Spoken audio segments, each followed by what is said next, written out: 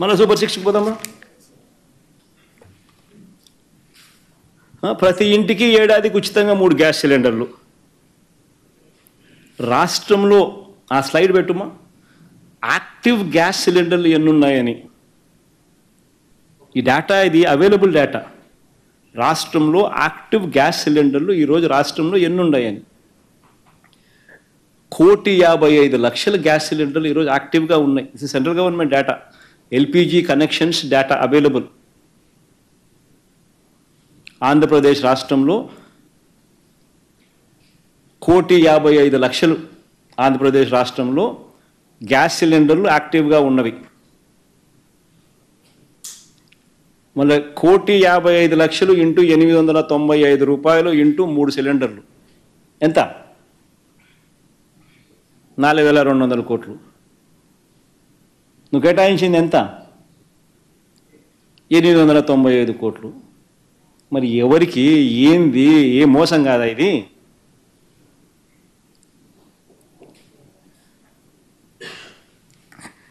పోనీ చివరికి చిన్నవి గ్యాసు బస్సు అనేటి చాలా చిన్నవి. అసలు వాస్తవం చెప్పాలంటే ఉచిత బస్సు, ఈ ఉచిత బస్సు అనేది దసరా అయిపోయింది, దీపావళి అయిపోయింది, విజయదశమి అయిపోయింది, వినాయక చవితి అయిపోయింది, ఇంకా ఏమున్నాయో నాకు తెలియదు. ప్రతి పండగ అయిపోతానే నెక్స్ట్ పండగ అంటాడు. ఇవన్నీ మామూలుగా ఈ గ్యాస్ కానీ ఈ బస్సు కానీ చాలా చిన్నవి. ఈ చిన్నవి లాస్ట్కి చేస్తాడేమో చంద్రబాబు నాయుడు. ఎలక్షన్ దగ్గరికి వచ్చేసరికి మభ్యపెట్టేందుకు ప్రజలను సూపర్ 6లో నేను 2 చేసిన అని చెప్తాడు. లాస్ట్కి ఏంది? గ్యాసు బస్సు, మిగతా పెద్దవన్నీ. మరోవైపు సంపద సృష్టిస్తానంటున్నాడు. కానీ ప్రతి మంగళవారం ఈ పెద్ద మనిషి చంద్రబాబు నాయుడు గారు ఏం చేస్తారు? ఆర్బీఐ డోర్ దగ్గరికి వెళ్ళి కాలింగ్ బెల్ నొక్కుతాడు. నొక్కి రుణాలు తీసుకునే దానికోసం కాలింగ్ బెల్ నొక్కుతాడు. మా హయాంలో సగటున ప్రతి ఏడాది మేము 47,000 కోట్ల రూపాయలు 47,000 కోట్ల రూపాయలు మేము బారో చేస్తే, మేము రుణాలు తీసుకుంటే, చంద్రబాబు గారు వచ్చి రాగానే బడ్జెట్ ప్రవేశపెట్టిన దాంట్లో ఆయన 68,742 కోట్ల రూపాయలు నేను తీసుకోబోతున్నాను అప్పులుగా అని చెప్పి ప్రజెంటేషన్ ఇచ్చాడు బడ్జెట్లో. ఈ బడ్జెట్ డాక్యుమెంట్ ఏమ్మా తీసేసినారు?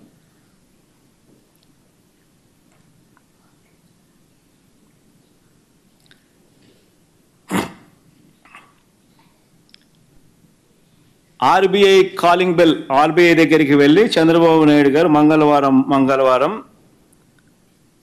Calling bell నొక్కుతాడు.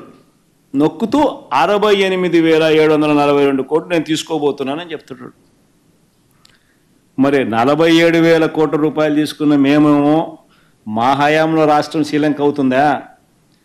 మళ్ళీ ఆయన 68,742 కోట్లు నేను తీసుకోబోతున్నాను అని చెప్పి ఏకంగా బడ్జెట్లో చెప్పిన ఈయన హయాంలో రాష్ట్రం శ్రీలంక అవుతుందా అన్నది నిజంగా ప్రతి ఒక్కరూ కూడా ఆలోచన చేయాల్సిన అవసరం.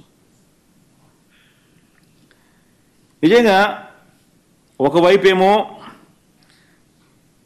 చంద్రబాబు నాయుడు గారి హయాంలో నిజంగా అన్ని రకాలుగా రాష్ట్రం కుదేలైపోయిన పరిస్థితి కనిపిస్తూ ఉంది.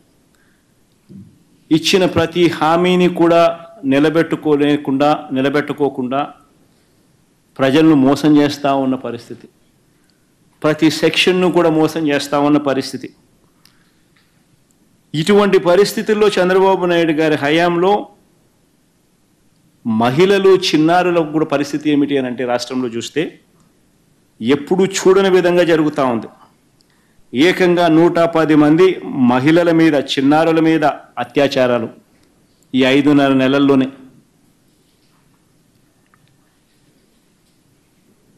ఇందులో 11 మంది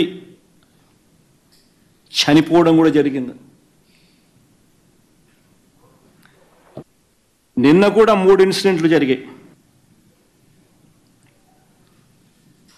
రాష్ట్రంలో ఈ 5.5 నెలల కాలంలోనే ఏకంగా రాష్ట్ర వ్యాప్తంగా 177 హత్యలు జరిగాయి.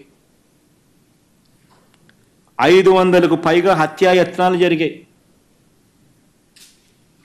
ఈ 5 నెలల కాలంలోనే. ఇంతకుముందు నేను చెప్పినట్టుగా 110 మంది మహిళలు, చిన్నారుల మీద అత్యాచారాలు, లైంగిక దాడులు జరిగాయి. 11 మంది చనిపోవడము జరిగాయి. ఇంతమందిపై దాడులు జరుగుతూ ఉన్నా, మహిళలపై అన్యాయాలు జరుగుతూ ఉన్నాయి. బడ్జెట్ చూస్తే నీది మోసం, అబద్ధం, అన్ని రకాలుగా ఈ ప్రభుత్వం ఫెయిల్ అయిపోయిన పరిస్థితులు.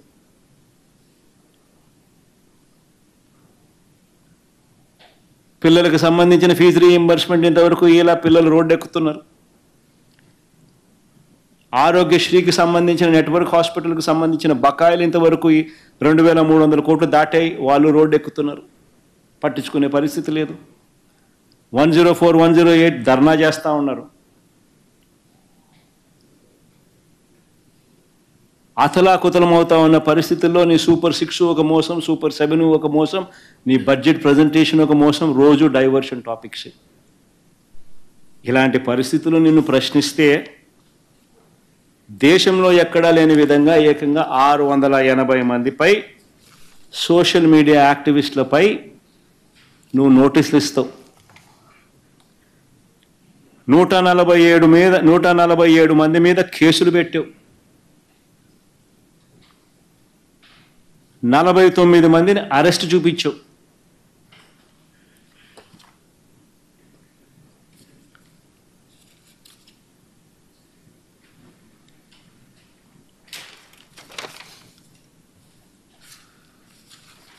సూపర్ 6 ఇమ్మా.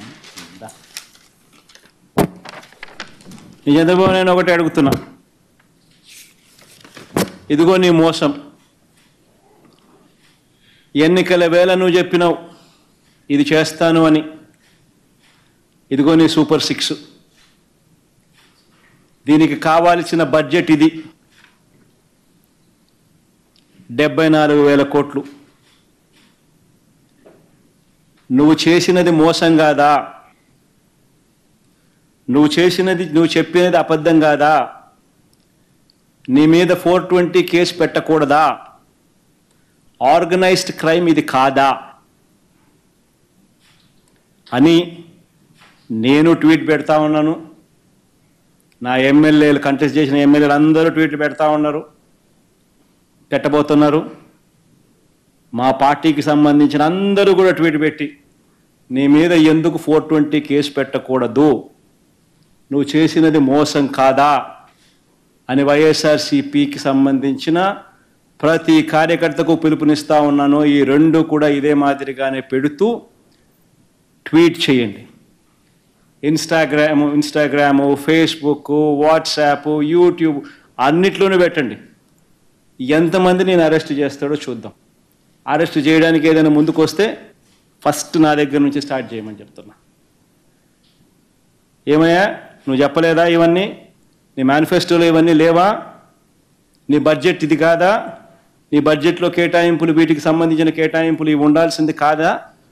మరి ఎందుకు కేటాయింపులు చేయలేదు? చేసినందుకు, చేయనందుకు, మోసం చేసినందుకు, అబద్ధాలు చెప్పినందుకు నీ మీద 420 కేసు ఎందుకు పెట్టకూడదు అని ప్రశ్నిస్తూ రాష్ట్ర వ్యాప్తంగా ప్రతి ఒక్కరిని కూడా ట్వీట్ చేయబోతున్నాం.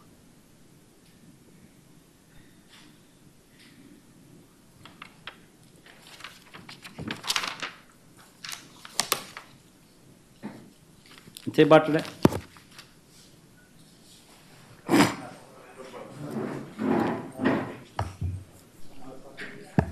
గంట 40 నిమిషాలు పట్టింది. వాస్తవమే. మరి ప్రతిపక్ష నాయకుడిగా అసెంబ్లీలో మాట్లాడాల్సి వస్తే ఇవన్నీ చెప్పి, ఇవన్నీ చూపించి, ఇదే మాదిరిగా మాట్లాడాల్సి వస్తే నిజంగానే గంట 40 నిమిషాలు పడుతుంది. మరి గంట 40 నిమిషాలు నాకు మైక్ ఇచ్చే పరిస్థితి అసెంబ్లీలో లేనప్పుడు, ప్రతిపక్ష నాయకుడిగా ఆ గుర్తింపు మీరు ఇవ్వనప్పుడు, ప్రతిపక్ష పార్టీగా మా పార్టీకి ఆ గుర్తింపు మీరు ఇవ్వనప్పుడు, ప్రతిపక్ష పార్టీగా గుర్తింపు ఉండేటివి రెండు పార్టీలు, రెండు కూటములు. ఒకటి అధికార కూటమి, రెండోది ప్రతిపక్షం. ప్రతిపక్షం మా తప్ప ఇంకెవరూ లేరు. అలాంటి మా పార్టీ 40% ఓట్ షేర్ వచ్చిన మా పార్టీకి ఉన్నది ఒకే ఒక్క ప్రతిపక్ష పార్టీ అయినా కూడా ఆ పార్టీని నువ్వు ప్రతిపక్షంగా గుర్తించనంటావు.